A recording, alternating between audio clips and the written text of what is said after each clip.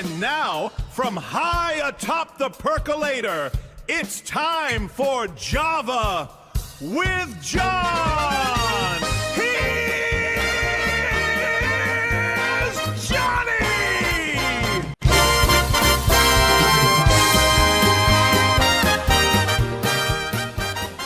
Righty-ho. There's Johnny, that's for sure. How you doing, sir? I'm doing My apologies, okay. mine is in the dishwasher. Another one of my challenges today. Yes. Well, Oh, Lord. and I think we've both been scrambling. So Nice. anything we produce today is going to be great because we're lucky to get it going. Oh, yeah. You know what? We have sunshine out here. I've been very busy in the backyard with my gardens. I was just over at my neighbor's house, and he has a major challenge because his shed has been infested with a non-typical Bradford rodent. Oh, Yeah, we have a rat problem in Bradford now. I'll be very open. People just don't care for their houses like they used to. So they infest people who do care for their houses' yards. Yeah. Like the gentleman across the street from me, he has, the garbage bins that they flip up. yes, yeah. Yeah, his is full overflowing and has multiple garbage bags on the ground every week. So yeah, to have vermin around here is not uncommon. Unfortunately, there's my Okay. pet peeve. Yay! Well, I was going to say that you either snuck in that topic or the local news. I don't know which it was, but you got them. You got them both in there. At least you're Lord. chuckling about it, and I guess that goes along with our. My weekday smile. Yeah, you're smiling anyway, so Yeah, that's it. it's a forced smile. That's what my brother used to say. Well, I have my smiles. I haven't quite figured it out yet. No. What I'm using as my excuse for smiling today is my favorite hockey team, the Brockville Braves, right here in Brockville. We've hired a new coach and and he's going to be coach and general manager. So Okay. I'm hoping it's going to make a change. I don't know why it's going to make a change because, but anyways, it's new blood, fresh blood, and we're hoping it's going to do things for us. I hope so. I do Not that too. your team was bad, Uh, but no, but we didn't do well in the playoffs. We had a good team, I thought. Because I'm an eternal optimist, right? I mean, yeah. oh yeah, eternal optimist. You're talking about out in your garden and those kinds of things. I look out the window. It's still pouring here. We've had weather warnings about the amount of rainfall. I was out this morning on a couple of missions designated by my social advisor, and Mhm. it was raining like hell. So, Yeah, we had that last night. So you're getting Okay. what we had last all night right. now. Yeah. Okay. Yeah. My neighbor's backyard is flooded. Oh, Now, picture this. We live at the top of a hill. yeah. He has a yard that defies gravity.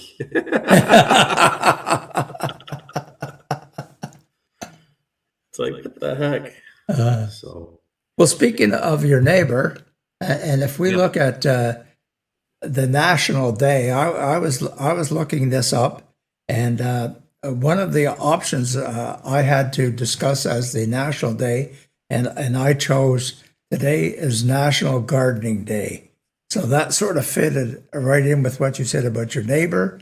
about what you're doing and what I'm on the verge of doing. I've been watching a few things on YouTube, plus taking your good sound advice, blending between the two of them, and I think by 5 o'clock, my most southern-facing window will have a lot of plants and a lot of cups with seeds in them in front of that window.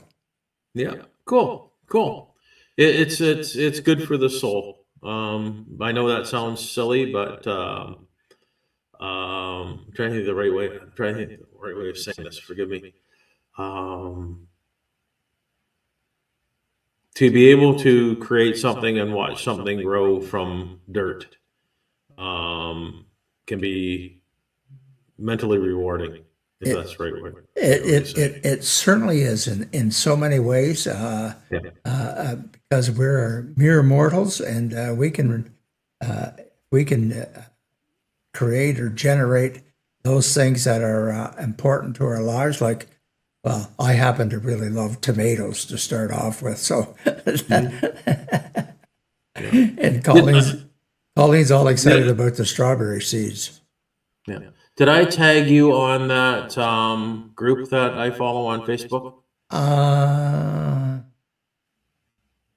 I think you did. Well, no, because I haven't joined it, and I'm a joiner. Okay. So they actually had a very good video today on gardening and the Amish. Oh, And how you were talking with me about getting like lights and this and that, and bells and whistles and trinkets and whatever. Watch that video. okay. They don't use that stuff. Okay. And they have some of the most productive gardens, period. That's how they survive. That's their source of food. But it's rather interesting to see what they do and all the things that we've been taught. Oh, you have to put potassium in, and you have to do this, you have to do this, and you have to have this amount of variation, and blah, blah, blah, blah, blah, blah. Yeah. They pay absolutely zero attention to. Everything they do is just the way things are supposed to be. It's like I said to you when you were asking me, I said you need a cup, dirt, and a seed. Well, That's it. And I'm there. I have all those three ingredients. Yeah. My cucumbers right now are about that high. Oh, jeez. Yeah, I'm actually getting a little nervous because my kitchen is getting overwhelmed right now with plants. Fool me once, fool me twice. Fool me once, yeah, I wasn't paying attention. Fool me twice, I'm stupid. I told you about my green and yellow bean issue that I had, where I actually had to throw away the plants because they had grown too large. And I'm like, yeah, sure. I can't believe a plant can grow this high in a week. What did I do to influence a plant to grow that high in a week? I want to know what you're feeding it. Yeah. Yeah, I was like, that's just a fluke. So I figured, you know what? 2 Thursdays ago, I replanted my beans. They're this high. Oh, jeez. As a little bit of advice tied to this topic. What's your target date for moving them outside and planting them outside? It's supposed to be the day of the last frost. Okay. But this year, there's some real debate going on about when that's going to be. I'm going to say I'm thinking probably like the first, maybe latest second week of May. Oh, okay. May 2-4 has always been when everybody does their gardening. Yes. Some people are saying it's going to be before the end of April. Oh. Well, somebody came up with some theory that summer is now 50 days longer than what it was in 1972. Sorry. I think winter was 6 months longer than it normally was. Yeah, exactly. So I'm just watching the weather. It's going to be quite cold in 10 days. So I'm going to say after that, that's going to be the last one, and then things should be ready to be able to plant outside. Okay. And do you have a in earth garden, or do you have a planter box, or what do you? I have 2 6x4 raised beds. Yeah. I just built for flowers for Julie a 24x4 raised bed. And I'm going to go off the deep end. Okay, here's something that you can look for. Okay, I am going to build, come hell or high water, a planter box. It's for, the milk crates. Yes. Okay, you stack 4 of those with a mixture of hay and soil, and you saturate it as you build it. You put potatoes in it, and you can build a 4 box high potato bed. And that is something that they say that you can literally get almost a year's worth of potatoes out of. So I'm trying to, my neighbor's got red ones. I don't want red, I want black. Okay. So that's I have to go get a bale of hay somewhere.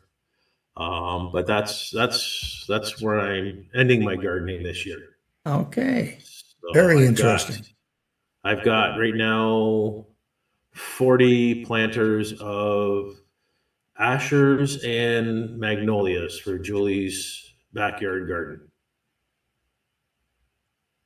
So she can do the front. Okay. Okay. Well, let's. I've been anxious to talk about this thing that grinds my gears. I was listening. I was listening to some NASCAR hosted. I forget really what it was, and Jeff Gordon was on there talking, and he said this was his pet peeve, and I thought he's right on. And that is when someone says to you, "Okay, John, I'm going to be honest with you." Well, does that mean you've been lying to me up to that point?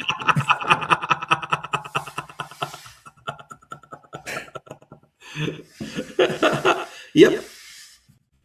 Yeah. Well, that was Jeff Gordon's pet peeve, and I thought, geez, he's right on with that, because I know I use it on occasion, and but I like what he said. Does that mean you've been lying to me up to this point? Yep. Yeah. That's a precursor to most conversations I don't want to have. Yeah.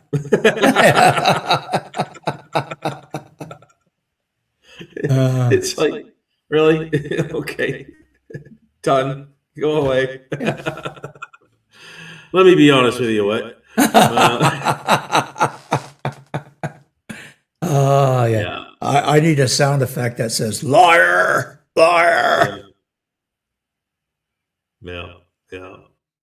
Um, What is Jeff Gordon doing nowadays outside of living the high life? Well, he's a commentator. I don't know if he's on Fox or what networks he's on, but he's pretty good as a color guy, and I just like to hear his stories. I wasn't a fan of his as a driver, but I mean, he was the man for quite a while. And he wasn't the Southern guy, he wasn't the atypical stock car driver, but he was, that number 24 Chevy of his was always tuned pretty well. And in a race, when there's 43 cars on the track, there's 42 guys that'd like to shove them right off the track. So, and I've seen that happen a few times at Dover, and everybody gets mad at the winner. Oh yeah. As soon as you're at the top, you're a target. Yeah.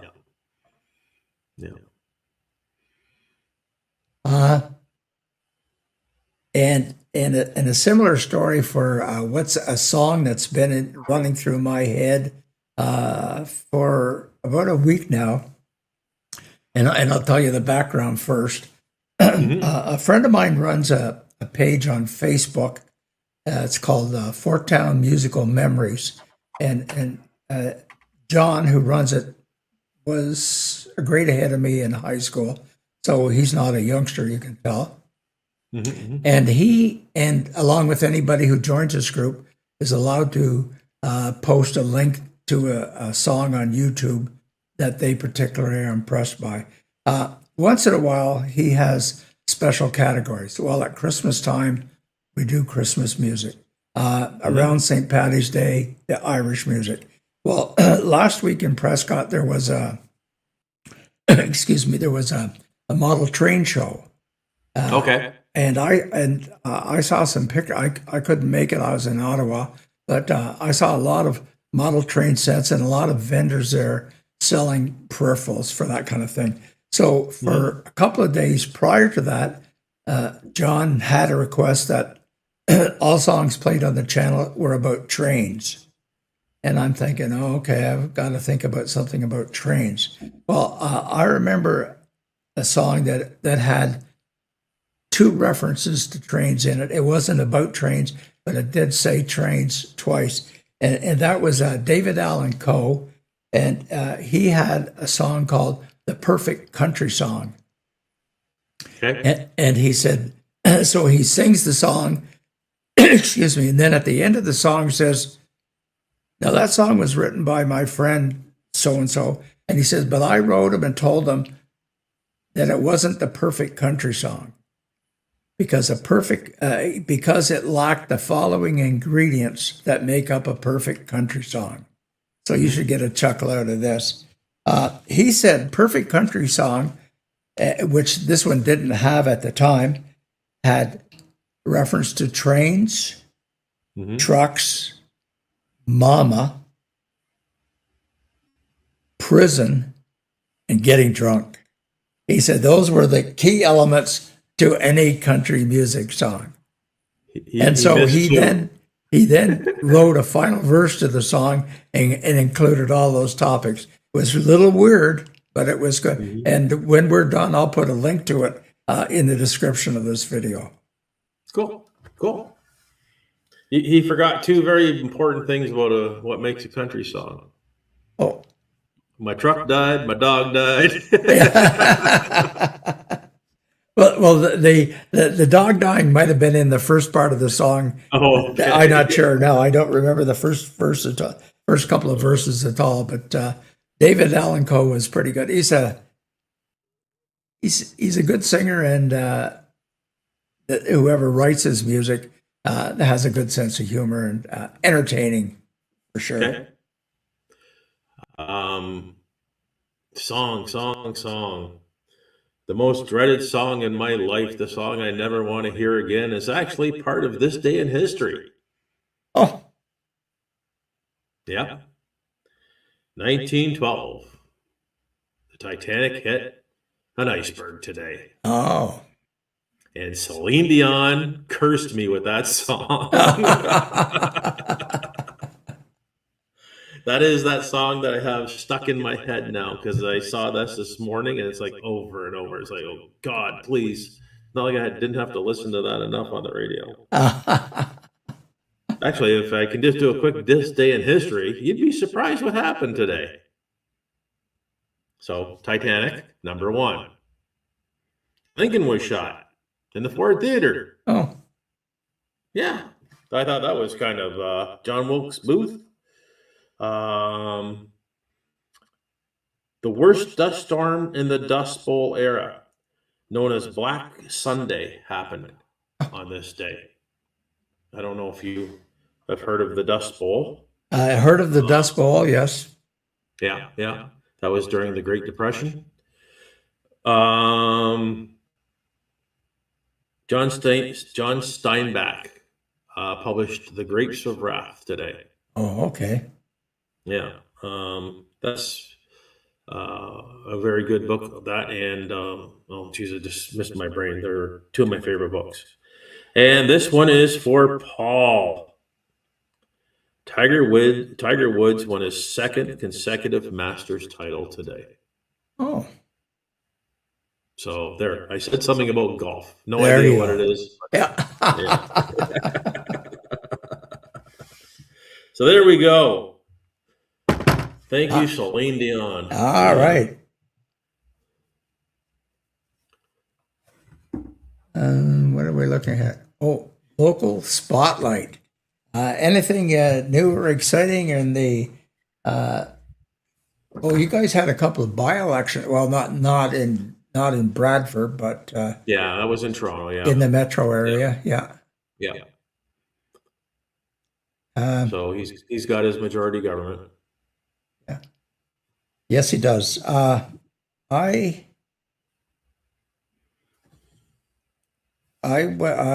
My local spotlight and is I'm going to put this up on the screen. Hopefully, we can both see it. Oh, we can take our names off there. This is a church in downtown Brockville, and it has an. I would have thought it was the body of the church, but it's a hall, but a rather large one, and they named it the Arts Hub, and they do have some live entertainment there, maybe once a month or something, and they promote it. It's not my idea of what they should be doing in that building, but it's not mine. So, but they entered a not a competition. Well, it's sort of. There was some money being made available, and there was $50,000 up for grab, and for renovations to this type of activity, you know, like a music hall or whatever. And they were informed that they made the list of top 50. So out of, I forget, Catherine Hobbs, who is a town councillor here, mentioned it. I think she mentions how many they have. So I'm going to play this audio clip, I think. And I've changed this because the last time I tried playing an audio clip, you and I couldn't hear it. I think I have it changed.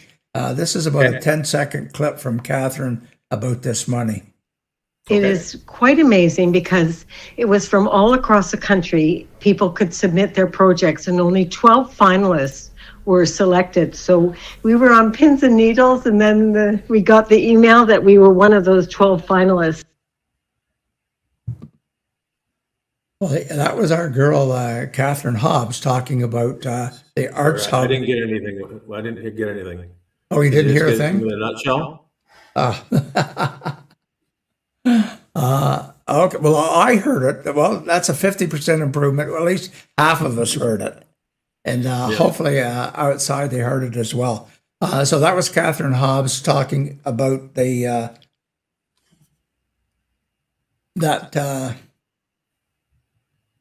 local spotlight. Just as we're starting to wind down, you can take a look now at travel question, and I this almost sounds as a repeat. Okay, well, I'm cheating. My answers are repeat, anyways, regardless of the question. But the question is, what country or culture would you be anxious to visit and find out a little bit more about?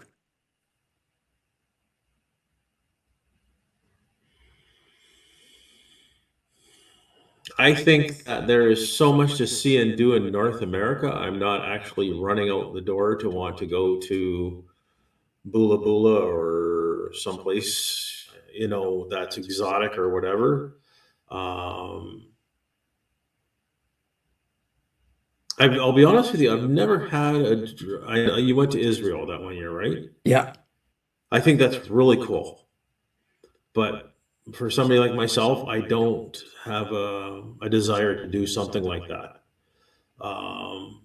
Because again, you know, we live in the second largest continent in the world. There's so much here. Where would I want to go? Wow, that's a tough one. I'd have to think about that one, to be honest with you, because outside of North America, Mexico, don't want to go in England. Cold and wet. What's that? Oh, what's that? Not Kuwait. UAE. I want to go to the UAE. Oh, United How is it? Arab Emirates. Yeah. Yeah. Because it is an architectural spectacle. The way that they built islands into oceans.